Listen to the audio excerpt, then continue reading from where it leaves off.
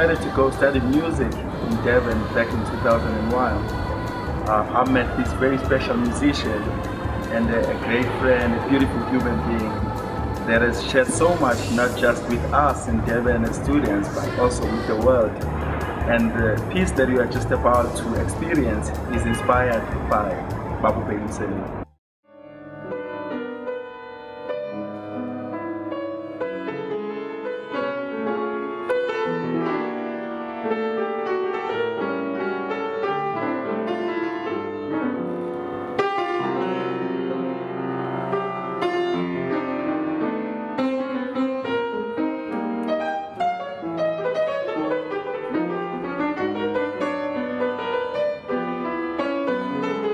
Great trumpet player.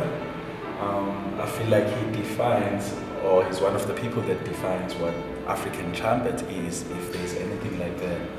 A beautiful musician, a friend, his name is Fairfago, and it's an honor for me to be part of his projects and just to be part of his family in jazz as well. And here on my right hand side is the late Mambusi Mhlongo, who I was really lucky to have worked with as well on her album called Amakono. A highly spiritual human being, great energy, amazing musician.